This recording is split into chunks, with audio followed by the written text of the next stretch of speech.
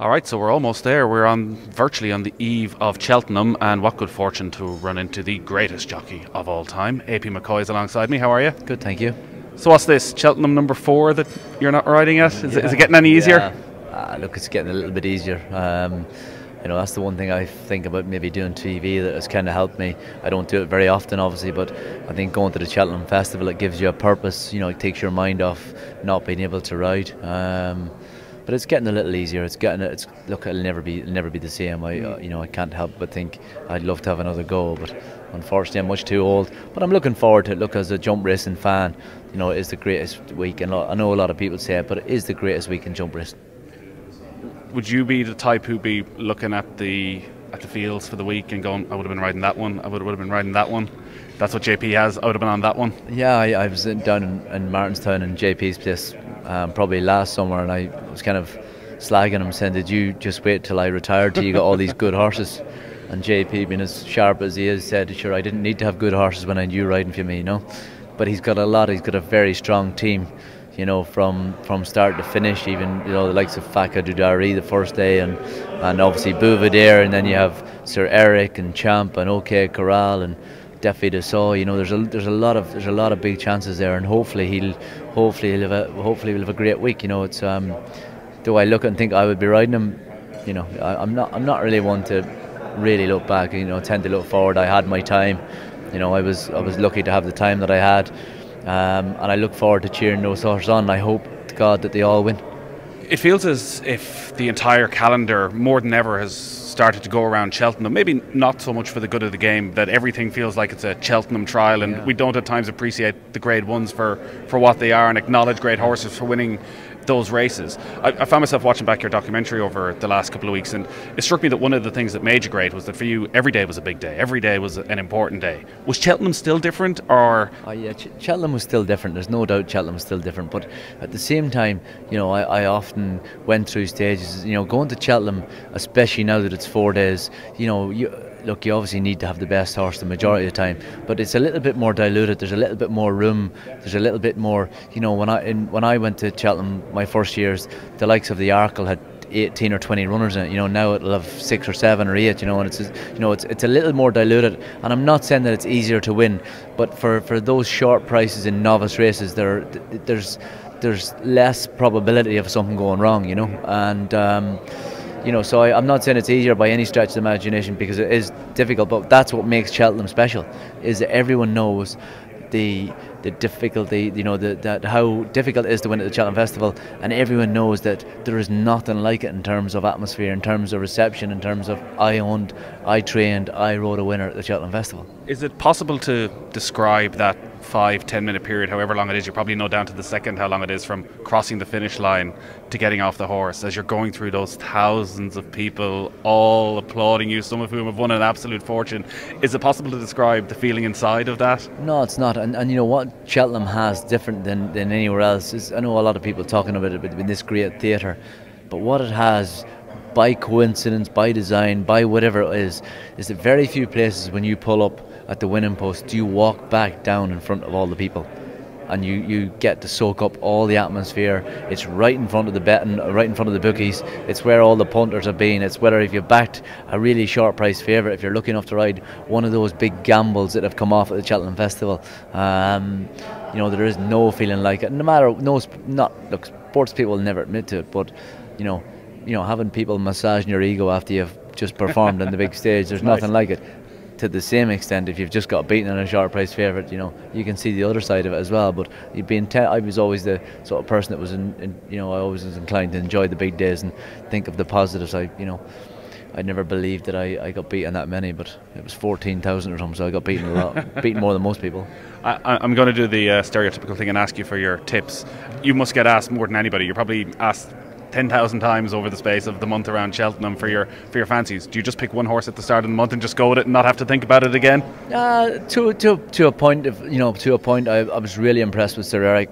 At Leopardstown at Christmas, really good flat horse that's jumped really well. He backed that up when he won really easily at Leopardstown last time. He's even money for the Triumph. You can't really be telling people to back an even money shot for the Triumph, but he's a very good horse. I think him and Sir Eric and Tiger Roll are the two horses that I think are near on banker material. You know, I think they've got plenty in hand over their opposition. Tiger Roll, especially, he's 14 or 16 pound, the best horse in the race. In terms of, it was a handicap, you'd have to give that much to the second next best horse. So presumably won't be going off at 25 to 1 like it did a couple of weeks ago. No, and you know what, I think if the likes of Presenting Percy had done what Tiger Roll had have done in Navan the last day, he'd be an even shorter price for the Gold Cup. I think those are two horses. I think, you know, I do know the outside of the championship races, the Martin Pipe conditional race is a race that Gordon Elliott would like to win, because he used to work for Martin and he's got a couple of good chances in there. And then there's all those. There's the likes of the Defi de Sauls and JLT that's very strong form. OK Corral,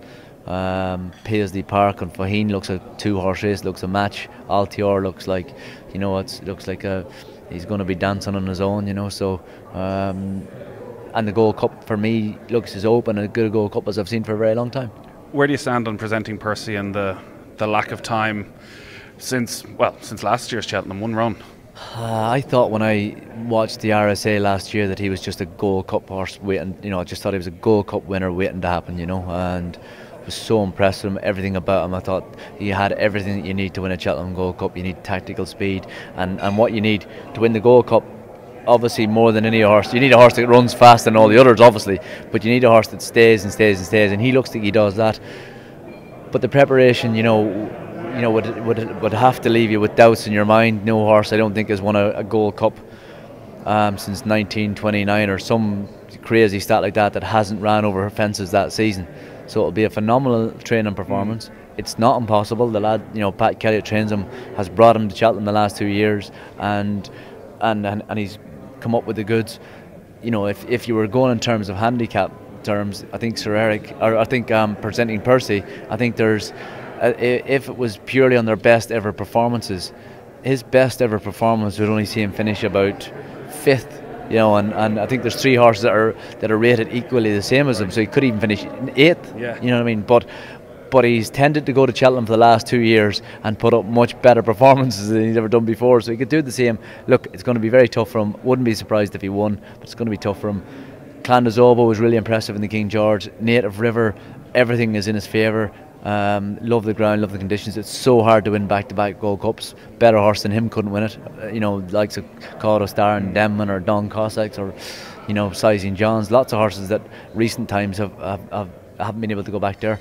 And I do think it's Willie Mullins' best chance of winning a Gold Cup. I know that we've said or we've read that he hasn't got the numerical strength or the depth that he had in previous years, but I do think it's his best chance of winning the Gold Cup. He's got Kemboy, who won at Leopardstown at Christmas, Bells Hill, who won the Irish Gold Cup last time, and Album Photo put up a really, if you're into speed figures and you're into times, he put up a really good speed figure and had a really good time from winning in Tremor last time. So I do think it's Willie's best chance of winning the Gold Cup. From a jockey's perspective then, with Presenting Percy, and as you say, course form, there's no great doubts there, but because of the preparation, there may be some question marks. Do you often sit in a horse anywhere, or Cheltenham in particular, where you don't have question marks, where you're thinking, all I've got to do is steer this one around and not make any mistakes? There are the exceptions. You know, that's what I would say about Willie Mullins. I say in previous years, Ruby has gone there with a Duvan in the Supreme Novices Hurl, or a Faheen in the Ballymore, or a Duvan in the Champion Chase, or a Nanny Power in the Mares Race, or a Cavega in the Mares Race. They have got Benny to do this year, who looks like their banker, and they don't have the depth maybe that they once had. But you do think that, you know, I'm sure Ruby went there many years riding the likes of Cavega in the Mares Race. She was by far the best mare, and he probably thought all you have to do is stay around. You know, I was lucky that I went there at times, and I rode horses that I thought, yeah, I just have to steer them round. You know, I just have to get them round and they'll win. They didn't always do that, but you went out there with the frame of mind that if I get them round, I think they'll win. Yeah. Champion Hurdle, the big race on Tuesday. After all the talk, Apple's Jade, it looks as though she is going to run. Would you make her a strong favourite? I don't know if I'd make her a strong favourite. You know, there is no doubt that she's put up the best 2 performances this year in jump racing, both in the Hatton's Grace and when she won the Champion Hurdle in Leopardstown last time. Visually, by far the best jump performance that I've seen.